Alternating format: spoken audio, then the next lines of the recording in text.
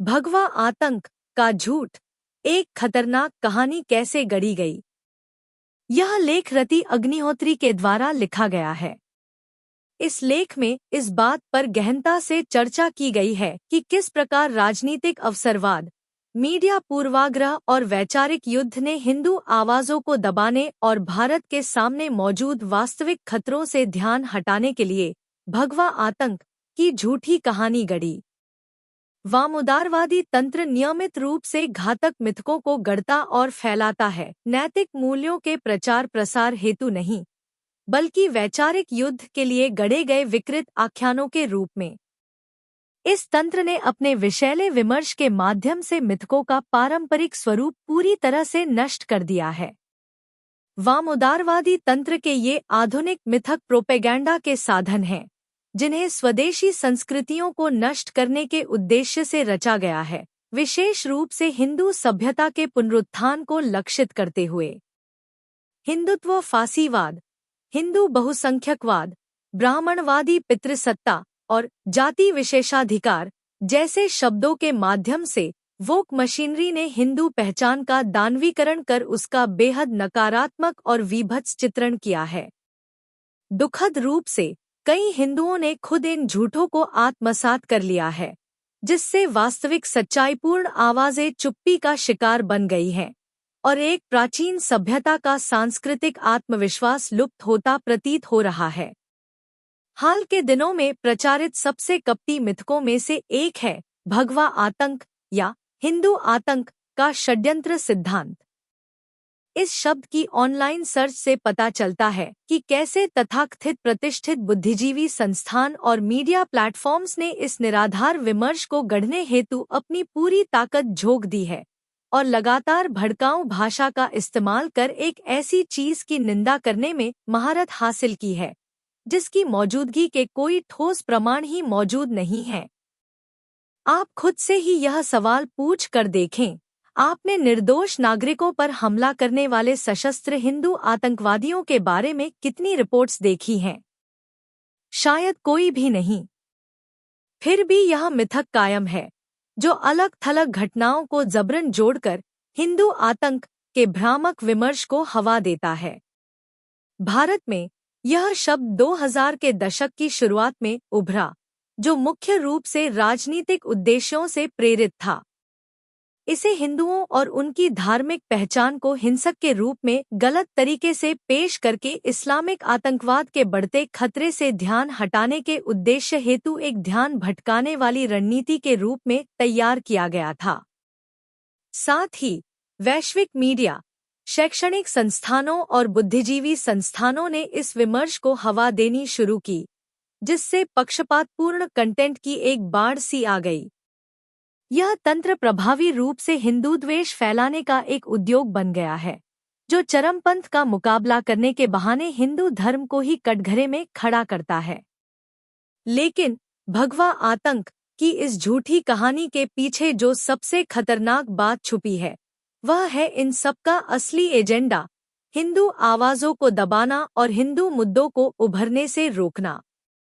इसी बात पर हम लेख के अगले हिस्से में विस्तार से चर्चा करेंगे। 26/11 और भगवा आतंकवाद के झूठे विमर्श का भंडाफोड़।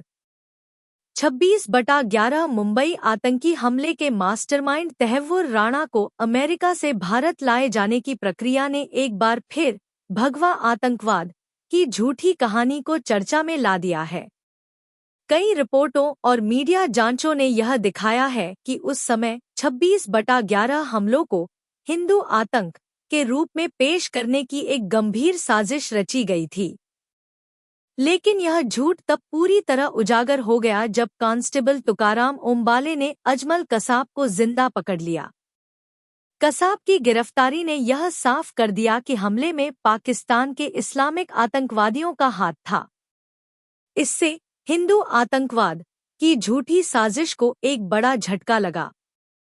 मुंबई आतंकी हमलों के योजनाकारों में से एक अबू जुंदाल ने कथित तौर पर जांचकर्ताओं को बताया कि हिंदुओं पर हमले का आरोप लगाना उसका विचार था। कथित तौर पर लश्कर ने मालेगांव विस्फोट मामले में लेफ्टिनेंट कर्नल प्रसाद पुरोहित और साध्वी प्रज्ञा की गिरफ्तारी के बाद इसे हिंदू तंत्र द्वारा सुनियोजित जवाबी हमले का रूप देने की साजिश रची थी। 26/11 के मुंबई हमलों को अंजाम देने वाले आतंकवादियों ने हिंदुओं द्वारा धार्मिक रूप से धारण किया जाने वाला भगवा रंग का कलावा पहना था और हिंदू नामों वाले जाली पहचान पत्र बनवाए थे। उन्हें हिंदी बोलना सिखाया गया था ताकि उर्दू की जगह वे हिंदी में संवाद कर सकें और किसी को शक न हो। योजना इस आधार पर बनाई गई थी कि हमले में शामिल सभी आतंकवादी मारे जाएं और इस तरह असली साजिश का किसी को पता न चले।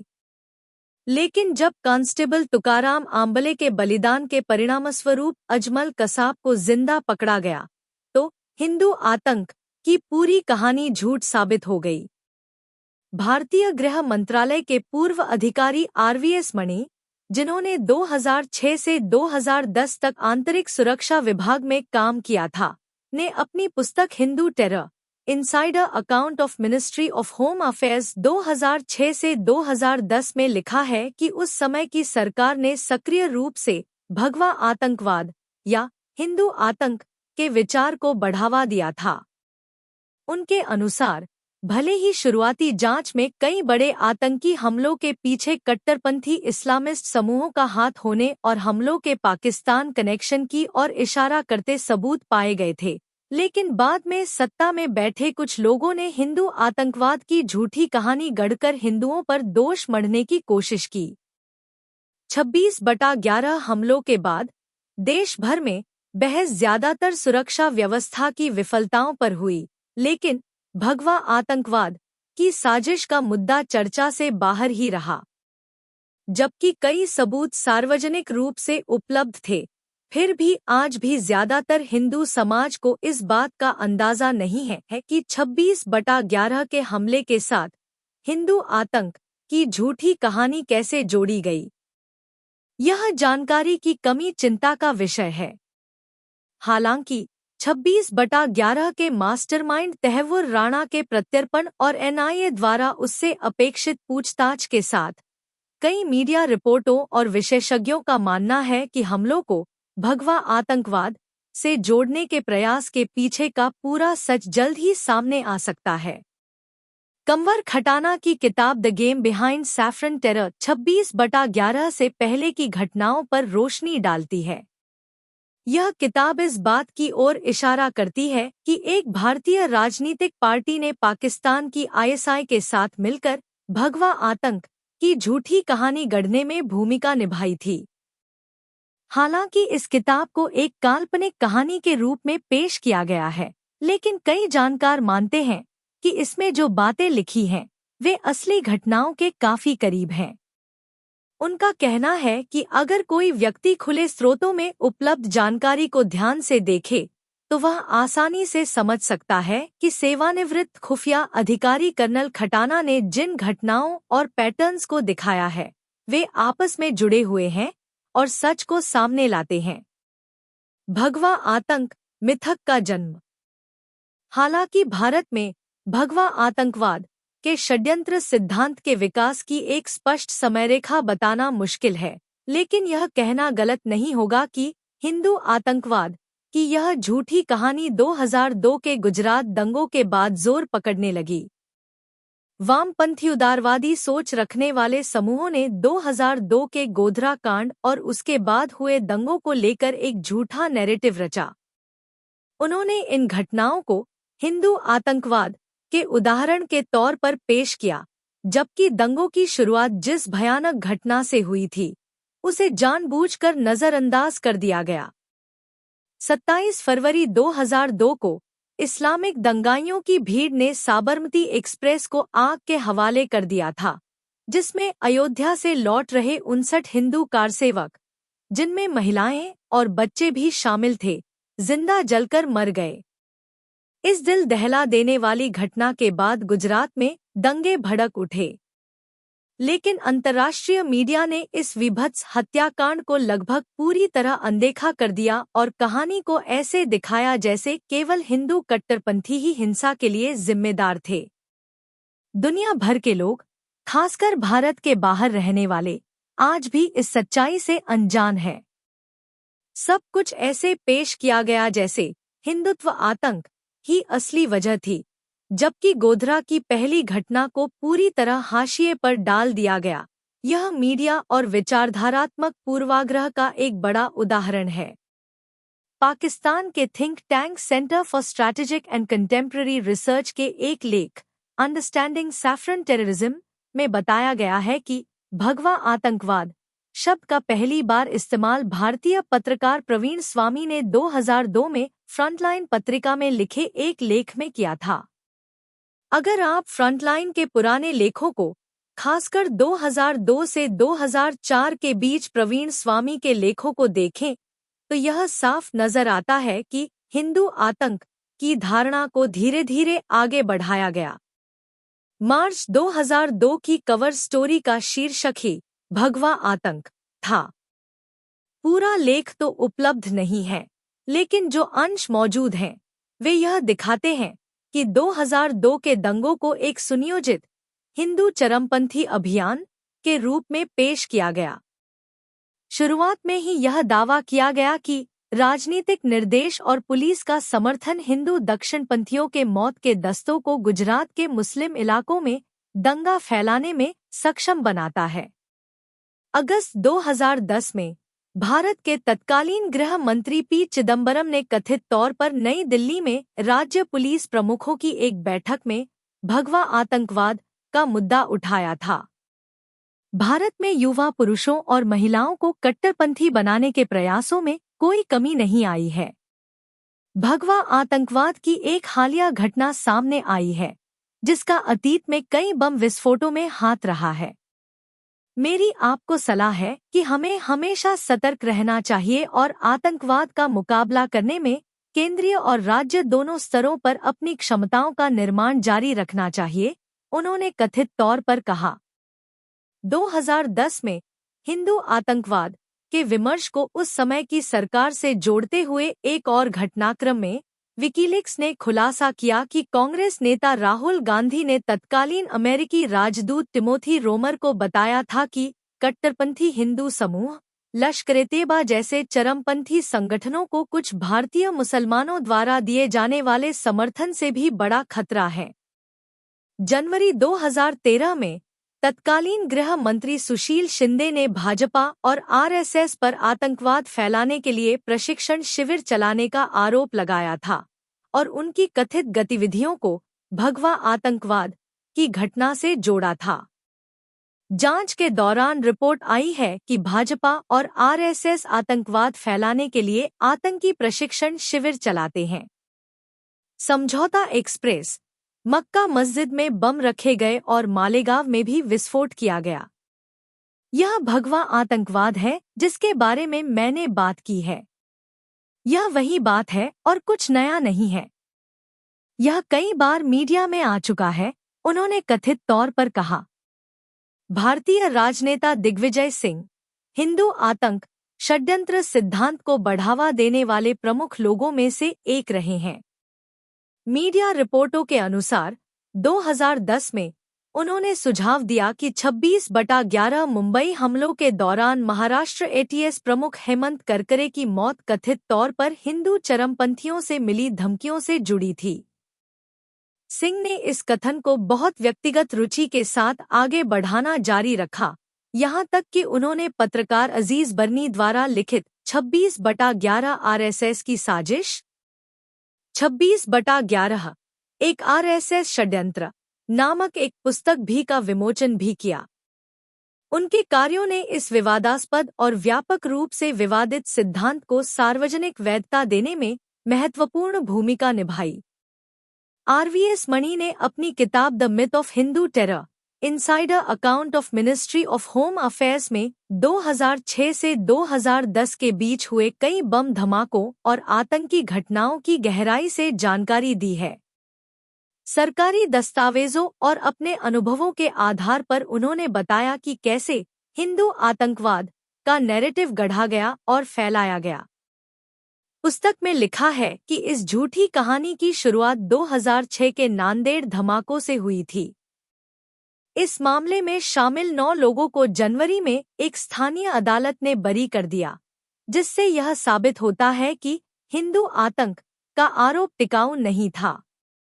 इसी तरह 2008 के मालेगांव ब्लास्ट के बारे में मणि कहते हैं कि शुरू में राज्य पुलिस को मिले सुरागों ने बताया था कि हमला अहले हदीस नामक एक इस्लामिक कट्टरपंथी संगठन ने किया था, लेकिन बाद में राजनीतिक दबाव में जांच की दिशा मोड़ दी गई और हिंदू आतंकवाद की कहानी बनाई गई।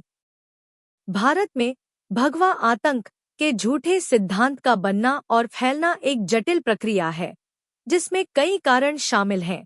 राजनीतिक स्वार्थ, अल्पसंख्यकों को खुश करने की कोशिश और हिंदुओं के खिलाफ एक गहरा पूर्वाग्रह। यह सिर्फ भारत की राजनीति तक सीमित नहीं था, बल्कि एक अंतर्राष्ट्रीय वामपंथी उदारवादी नेटवर्क का हिस्सा था, जो लगातार हिंदू पहचान को गलत रूप में पेश करता रहा है। हिंदुओं को संभावित आतंकवादी के रूप में पेश करने का यह सोचा समझा प्रयास एक गहरी विचारधारात्मक लड़ाई का हिस्सा है। वामउदारवादी तंत्र की भूमिका। हिंदू बहुसंख्यकवाद, हिंदुत्व फासीवाद, ब्राह्मणवादी पितृसत्ता जैसे शब्द आज पश्चिमी मीडिया में हिंदुओं और भारत से जुड़े मुद्दों पर सबसे ज्यादा इस्तेमाल किए जाते हैं।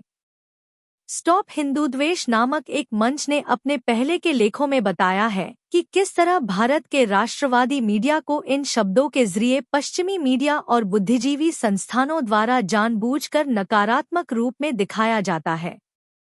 और ऐसा सिर्फ इसलिए होता है क्योंकि ये मीडिया संस्थान हिंदू समाज से जुड़े मुद्दों को खुलकर उठाते हैं। भगवा आतंक, हिंदू आतंक और हिंदुत्व आतंक भी वामपंथी उदारवादी तंत्र द्वारा लगातार उपयोग किए जाने वाले शब्द हैं।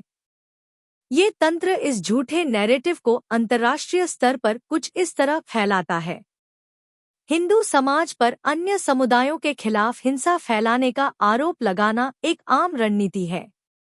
ऐसी घटनाओं को जानबूझकर चुनकर दिखाया जाता है जो किसी न किसी हिंदू व्यक्ति से जुड़ी हों, और फिर उन्हें हिंदू आतंक की व्यापक कहानी में जोड़ दिया जाता है।